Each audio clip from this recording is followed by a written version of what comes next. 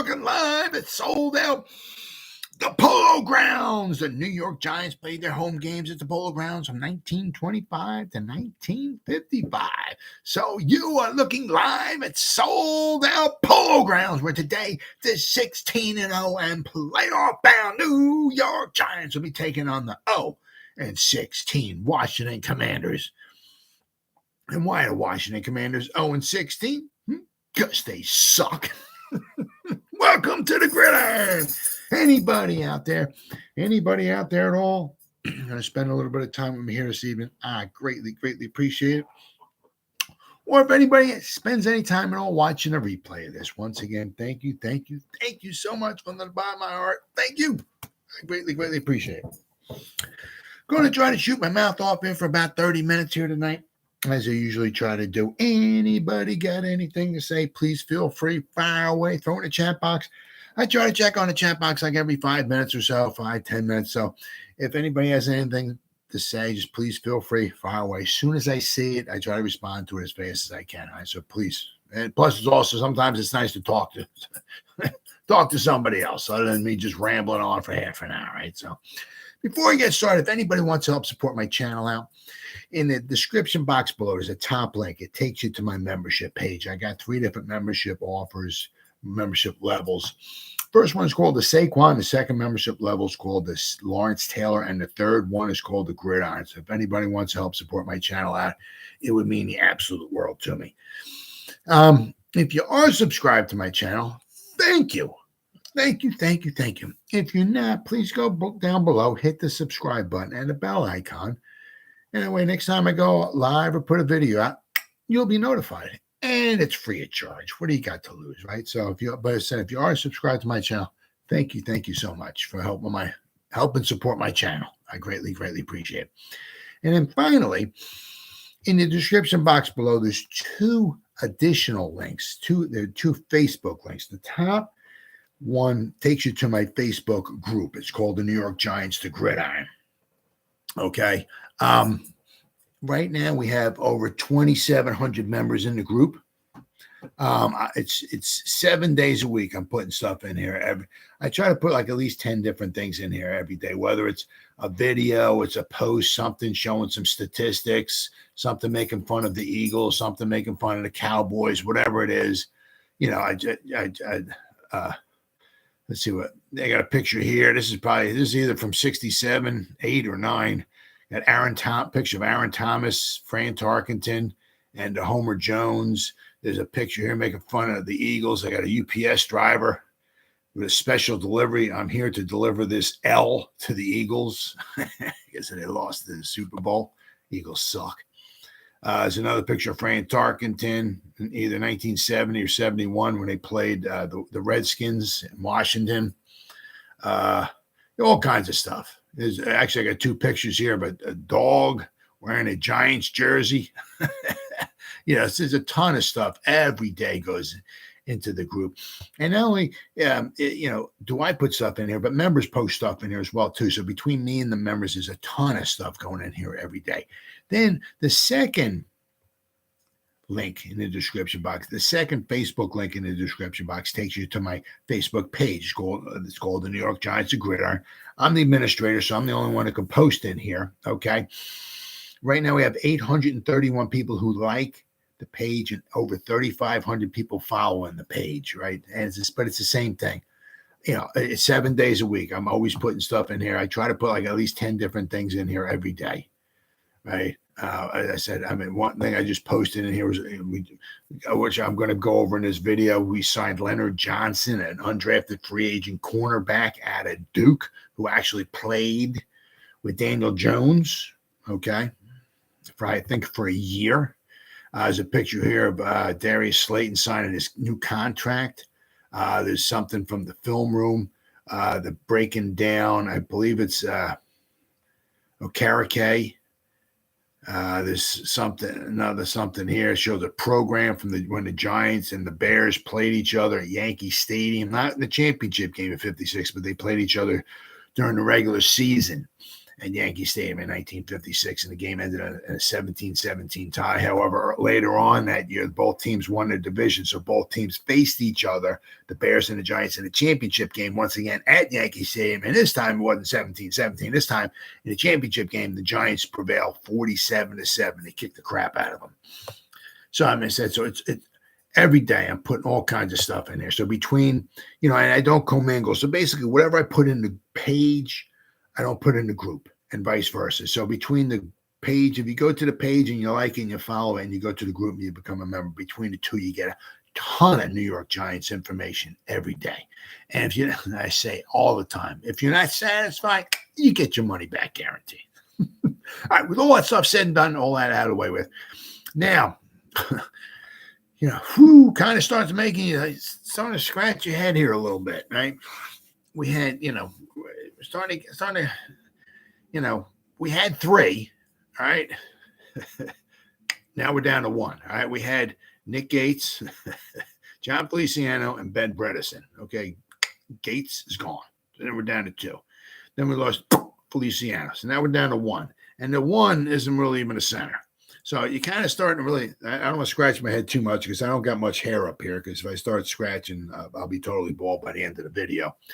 But starting to scratch your head here a little bit. I realize, there's more one way to skin a cat and this, that, and the other thing. And unless maybe he thinks Zudu can slide on in there, become a, or maybe you just slide on Bredesen, but you need a backup center. Because as I'm going to go over, Bredesen has a little history of getting injured. Kind of tough to play a football game if you don't got a center, right? I mean, I don't know. I mean, a lot of the top centers in free agency have been signed, this, that, and the other thing. I mean, it kind of makes you wonder where we're kind of going with this one here. But, I mean, I don't know what they were planning on doing with Feliciano. I mean, they were just going to think they were just going to wait around. And I mean, same thing with Nick Gates. I don't know. But the New York Giants have a new hole in their offensive line as of 2022. This is from Big Blue View, right? As their 2022 center, John Feliciano, who especially toward the end of the season, did a very, very good job. Okay. He did struggle against the Eagles. Okay, but then again, a lot of teams struggled against that front, the unbelievable front wall that the Eagles have. Feliciano's departed New York to sign with the San Francisco 49ers. Feliciano on Twitter, okay, his handle, it looks like it's at Mongo Feliciano. He says, "Thank you, New York." Now he's going back to the Bay. I go this time with the 49ers, because I think he was with the Raiders when he was at Oakland. I think that's where he started his career. So now he's going back to the Bay, this time to play with the 49ers. But he thanked New York. Classy guy, great guy in the great teammate, great guy to have in the locker room and all. So it says Feliciano followed Joe Shane and Brian Daboll from the Buffalo Bills to the Giants, signing a 1-year contract and manned their center position for 15 out of the 17 games. He got injured. He dealt with a neck injury towards the middle of the season, missing week 12 against the Cowboys. And he rested in the middle of the starters in week 18. While Feliciano got off to a rocky start as the Giants' entire interior offensive line struggled. Yep. To deal with pressure on the interior, he improved as he settled into his starting role. He seemed like he did. Yes, he did. Okay. Now, this is, I mean, I don't know. I don't know. I just don't know where we're going here. Because he's on a cheap. Okay. He's not someone, who we're building around because of his age. But I mean, when you don't have a center, on your roster, it's kind of makes you kind of scratch your head. It's like, why couldn't we just sign this guy? I don't know what he's signing with the 49ers, but I'm sure they're not giving him $8 million a year. So, and it said, as of last year, by the end of the year, Feliciano had claimed a place on the top 10 of ESPN's pass block win rate among centers. Not bad. And considering he had played center for the most part his whole career. He'd always wanted to try to become a center, and toward the end of the season, he was doing very, very well. Feliciano had a 95% win rate as a pass protector, and his loss adds another question to an interior offensive line that is once again in flux. As it stands now, Ben Bredeson is the only player on the Giants roster who has any experience at center. Bredeson played in 11 games for the Giants in 2022, starting in 8 of them. The team is surely hoping that 2022 third-round pick Joshua Ezeudu can claim the left guard spot, potentially freeing Bredeson to move over to the center full-time. Okay, but who we have as backup? I mean, I know Ezeudu had a lot of flexibility. I mean, he in his college, I mean, they were putting him at different positions on the offensive line in the same drive. One play he'd be a guard, then he would play a tackle. I mean, so he's got flexibility, but I don't even know if he played center there. But you got to have a backup center, obviously. So, I mean, however, the Giants' depth along the offensive interior is wearing thin. I mean, but one of the things is, not only is it wearing thin, but some of the guys that they have depending upon there are injury. Coming off injuries, right? Bredeson's had injuries. Shane Lemieux can't stay healthy. I mean, he can't even make it to the regular season. McKeithen injured. Ezeudu injured. I mean, so kind of makes you scratch your head. Kind of like, where are we going here with this one? Right? Now, if you look, all right, he did rather well. I mean, his pass blocking grade, okay? Toward the last half of the season against Seattle, he graded out at an 80. Week 13 against Washington with their good defensive front, he graded out 84. His pass blocking, 84.7. Then against the Eagles, he went down to a 51.9. Then we played Washington again. He was an 82.7 pass blocking grade. Minnesota the following week on the road, graded out a 64.9 pass blocking. Then against the Colts, 76 is pass blocking grade. Then the wild card game against Minnesota. Remember, he didn't play against the Eagles in week 18. Okay, but the wild card game against Minnesota, his pass blocking was a 76. Then in the divisional round playoff game against the Eagles, where we got slaughtered, his pass block was a 53.5. Right, but I mean, he had some nice, It was the first game of the season against Tennessee. His pass block was a 70. Against Chicago, his pass block was a 73.5. I mean, this is his first time basically as being a center. Okay, so he didn't do too bad. Didn't do too bad. I mean, if we could have brought him back, right? We'd have Neal, we'd have Glowinski, we'd have Feliciano. You're not sure you're going to have it left guard, all right? And then you have Andrew Thomas. I mean, so you basically have 4 of your starting 5 back, which will be huge. The thing is that you don't know how long you're going to would have kept Feliciano around, and Glowinski you can get out of his contract after this next season. So I mean, you need continuity on the offensive line. You just can't just keep throwing. We'll just throw this guy in here next year. Next year we'll put somebody else, put him over here on the other guard over there. We'll take the center, put him at tackle, bring the tackle back and running back, put the full back in and say guard. I mean, you need continuity, right? I mean, we got Neal and we got Thomas, and what are we doing in the interior offensive line? It really, I mean, especially now is the time. You got 2 young studs, 2 tackles, 2 cornerstones that you can build around offensive line. Let's get some other young guys in there. Let them work together, right? I mean, even if you have to, I don't want to say waste a draft on or something, but let's get somebody else in there, right? Let's keep building the line.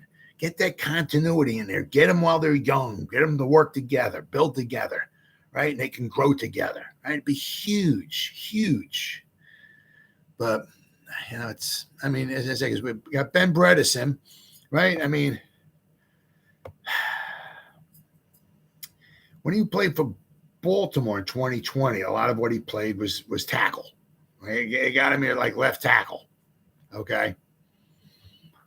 2021 with the Giants, we had him at guard, but he injured his hand, right? Week 3 against the Falcons, he injured his hand. He missed 10 games, not so much 10 games, but he missed. The next time he played was in week 13. Okay. So he missed a lot of time with his hand. Okay. Then this week here, right? I mean, this season here, he was named the starting left guard on week 1. Okay. On October 29th, he was placed on injury reserve with a knee injury. On January 9th, 2021, I think the last game of the season he might have missed with the Ravens in 2020 when his rookie season when he was there. He was placed on injury reserve. He had a knee problem. 2021, the season he hurt his hand, missed a bunch of time there. And then, of course, then, as I said, once again here, he missed some time this past season because of a knee injury, right? So, I mean, let's see here. He missed a lot of time in 2021 with a hand injury, and then he missed, some time here. Let's see. Looks like he played here weeks 1 through 7, and then weeks 8 through 14 he missed. I guess must have been with the knee injury, right? So he's injury prone. So it's great. Let's throw him in there at center. But who's your backup? I mean, are we just going to try to Chuck E. Cheese this here and just put anybody? I think the tight end. I think he can snap the ball. We'll put him. Are we going to try to get some type of a center? We're going to get. I mean, when are we going to get a center? It would be just so nice, so nice, so it'd be so refreshing to actually have a center in there, right? Now, the one thing is, a lot of these guys, these free agent guys, they're signed. I mean, I seen Bradbury. Was kind of hoping maybe the Giants could do something. I mean, and these guys aren't asking for a lot of money. I mean, we're going to throw, maybe $6-7 million at Julian Love for safety when we have safeties. I mean, I'd still like to have Julian Love back. Don't get me wrong, but I mean, but we're just going to let our centers go. Ethan Posick, he re-signed with the Browns. All right, contract, 3 years, $6 million. $6 million a year for a good. He was the 3rd rated center last year. $6 million a year. Garrett Bradbury with the Vikings, right? He was the 11th graded center last year. I mean, decent. I mean, I'm not asking for a Hall of Famer here or nothing, but he signed 3 years, $5.25 million a year, a little over $5 million a year. Bozeman from the Panthers, he re-signed with them. He's $6 million a year. Coleman Shelton, I mean, $2 million a year. I mean, he's not even that good. It's the one guy is Connor McGovern. Okay, he played with the Jets. As far as of right now, he's still unsigned. All right. PFF projects him a 3-year, $8 million. 3 years deal for $8 million a year. He'll be 30 years old this season coming up. Okay. So according to PFF, he was the 10th highest graded center last year. Okay. Now with him, he signed a 3-year, $27 million deal during his first go around of free agency a few years ago. The veteran center has logged roughly 1,000 snaps in 5 straight seasons. Okay. His 74.7 grade over the past 2 years ranks 13th among centers. All right. His 69.8 pass blocking grade ranks him 16th. And his 76.9 run blocking grade comes in 13th. Right. So, I mean, nothing super special. I mean, $8 million a year. But I mean, as far as I know, I don't see anybody, I don't see him coming in for any kind of talks or anything like that. I'm just kind of wondering, obviously I'm not telling Joe Shane anything, I'm just kind of wondering, where are we going here with the, I mean, are we just going to try to ride it out with Ben Bredesen, who gets injured every year? Are we gonna, then who's our backup center? Now, if you're going to gamble and try to roll the dice and we'll pick one up in the draft. I mean, yeah, there's some guys in the draft. I mean, there's let's see here. There's John Michael Schmitz. I mean, obviously, he's the big one.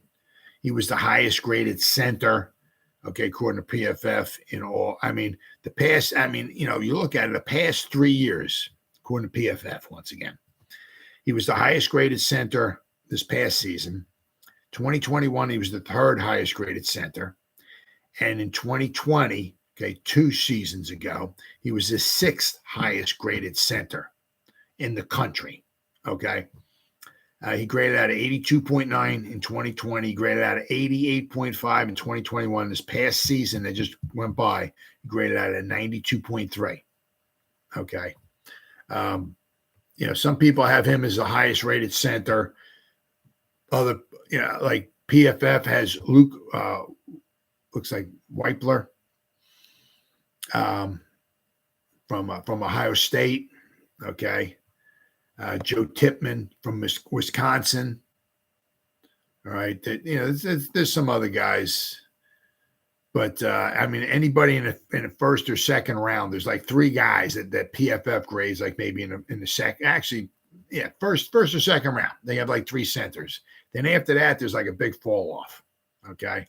So as I said, I don't know if, they're just going to try to bring somebody in, draft the center in the second or third round and hope and pray they work their way in. I'm not exactly sure. But, PFF has Luke Weipler from Ohio State. There's another one. NFL Draft Buzz has John Michael Schmitz as the highest rated center. They also have Steve Avila, who's a center / guard here. So, yeah, I don't really know exactly where we're going. There's not there's only a few really, high caliber centers. There's plenty of centers, but after you get past the first 2, 3 or so, there's kind of a drop off. So, I don't know if we're going to try to pick a center up in the 4th or 5th round, which, I'm not exactly sure who you're going to wind up getting. I'm sure that they think John Michael Schmitz is going to fall to him at 25. As I said, there's certainly somebody you can pick up in the 1st or 2nd round, but the guys have to fall to. It's not like cornerbacks. It's not like wide receivers. Okay. Where there's a ton of wide receivers, there's a ton of cornerbacks. Like in the 1st round, a cornerback is going to fall to you because there's so many cornerbacks with like 1st round grades. There's like, I've heard draft experts anywhere from like 6 to 8 cornerbacks at 1st round grades. Okay. And if for some unforeseen reason, if all of the, if there's a run on cornerbacks and the Giants for some reason can't seem to get one with a 1st round grade, like at number 25, well, they can, in the 2nd round, they can pick somebody up, right? Because then that might free up maybe wide receivers. There's a ton of wide receivers. There's a ton of cornerbacks. There's tight ends.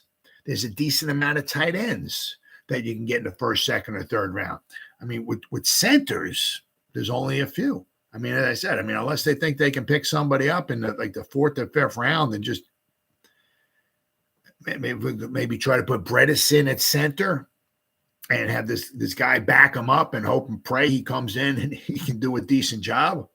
I don't know, but I'm saying, but Bredesen every year has got injured. All right, especially with the Giants. I remember. I honestly, I don't know what he did to his hand, but he missed like 9 games with what he did to his hand. I don't know. I don't know if he broke something or exactly what it was, but he missed a ton of time with a hand. And this past season, he got injured with the knee. So, do we think he's going to stay healthy all year long this year? I'd like to think so, but as I said, if he don't, who else have we got? Right?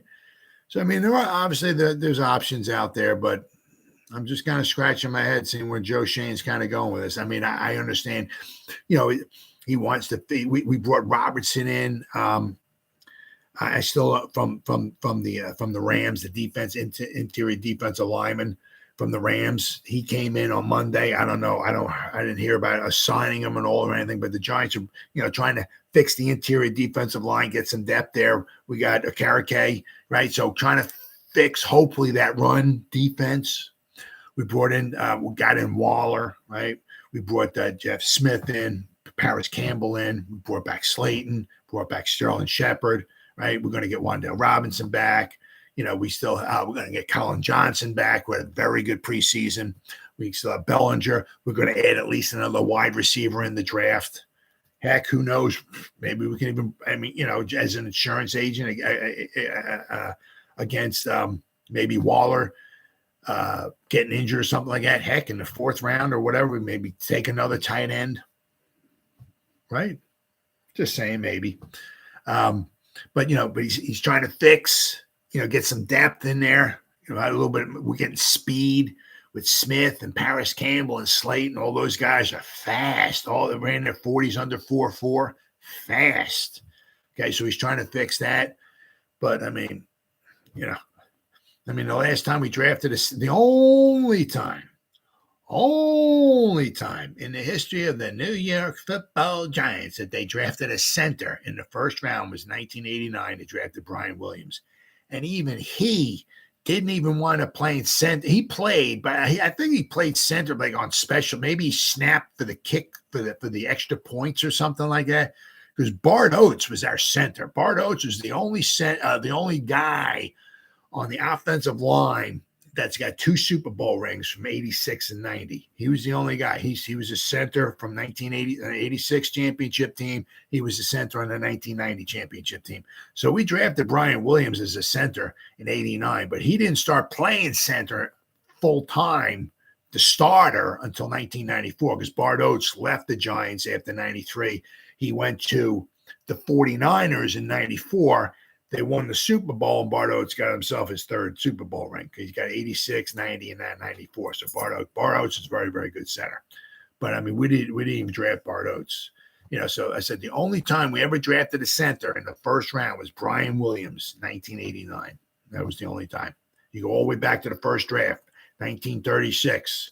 36 on up. Only one time we ever drafted a center in the first round. Doesn't mean you have to draft a center in the first round to get a good center. But I'm saying, according to this draft, what I'm listening, I don't watch the tape. I don't watch the film. I'm not going to lie here and say, well, yeah, I studied it. I studied John Michael Schmidt. I looked at all his tape. I've seen all of his games. I spent 300 hours breaking down every move. No, that's not me. I'm not doing that. But I listen to all these other people who do that stuff. Okay. There's like a drop off. There's a few guys, there's 3-4 guys, and then there's a drop off. So, you're gambling a little bit, and a lot of people think maybe John Michael Schmidt may not even be a 1st-round center, So say he falls to the Giants there, right? Do we want to take a cornerback who might be a better positional value, a better athlete and all that, who has a 1st-round grade, or do we want to maybe gamble on taking a center? But, as I said, he's got the one guy has got to fall to you at 25. I said with cornerbacks, there's a bunch of them, 6, 7, 8 of them. It's hard for all of them to be gone before we get to number 25. Same thing with wide receivers. Then the 1st-round grade is like maybe 5 or so, maybe 6, depends on who you listen to. It'd be almost kind of hard to believe that all of them would be gone before, especially with like maybe 4 or 5 quarterbacks maybe going in the top 10 or so. It'd be hard to believe that all 5 or 6 of those wide receivers would be gone before number 25. Right? You would figure one of them will fall to you. Same thing with the cornerbacks. Okay. But if you're waiting on a center, you're hoping and praying a center is going to fall, it only takes one team, or that too. All it takes is one team, which we've seen happen to the Giants in the past, right? A team picking numbers 29, number 32, number 33, whatever, jump up to number 24, snatch the guy in front of us, right? That's a problem there, right? So now if that happens, now you try to grab somebody in the 2nd round, you hope nobody else takes the other centers, So I'm just kind of scratching my head there a little bit, seeing exactly where we're going here with this center position. We got guys at guard, okay? But, we need a center. And it would really be nice if we had a full-time center, someone who's played the position in college and is a center and, right? So then we also, weird. I mean, I did not even, this guy, okay, he hurt himself, okay. Leonard Johnson hurt himself. Giants are considering the possibility of losing defensive back Julian Love. Well, yeah. They're trying to this week to add depth to their secondary for the upcoming season. The Giants recently added, Karake and Raheem Noches and all that, right? According to Aaron Wilson, whoever that is, the Giants are signing Leonard Johnson to a 3-year deal. Johnson is a former Duke standout who injured himself while training ahead of last year's draft. Right, so he played in 2021. Okay, the season 2021. If I pull, where I gotta find him here. Where the heck is he at? Oh, there he goes. Okay, he is. Let's see what year is he? Okay, yeah. All right. Well, because he played for Duke 2018, 19, 20, 21. Okay, so we drafted Daniel Jones. Right, in 2019. So Daniel Jones played for Duke in 2018, right? Leonard Johnson, okay, he was there in 2018 as well, okay? He was, I guess, a freshman when Daniel Jones was a senior. But if you look here, okay, Leonard Johnson, I mean, if he was a freshman in 2018, he logged 692 snaps, okay? Let me see here. Go back to 2018. I'm on Pro Football Focus here. Okay, yeah. I mean, 692 snaps he logged. Well, for the most part, he played a little strong safety and he played cornerback. Right, mostly he played cornerback. Okay, but 692 snaps. I mean, basically, I guess as a freshman, he graded out at 64.3, according to Pro Football Focus. His run defense was a 69.8. His coverage was a 61.4. But that was a freshman, okay? But I mean, his first season was Daniel Jones's last season at Duke. So he played with Daniel Jones, all right?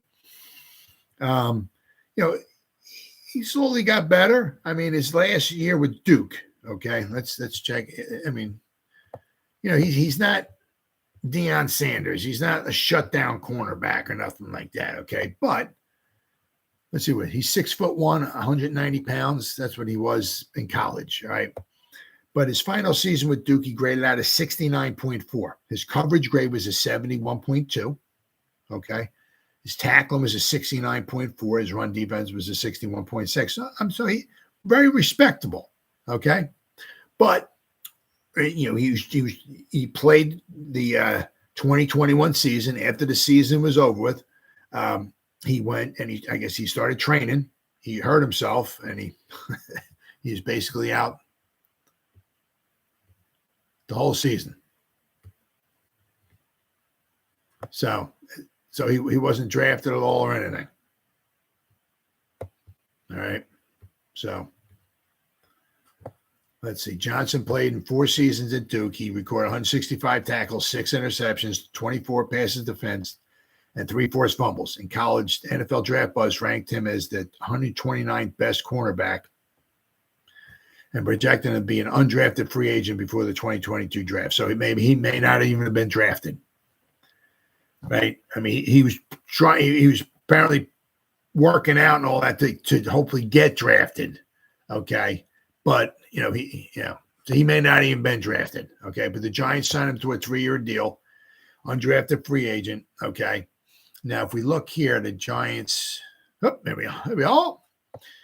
I mean, this is another one of those things here, right?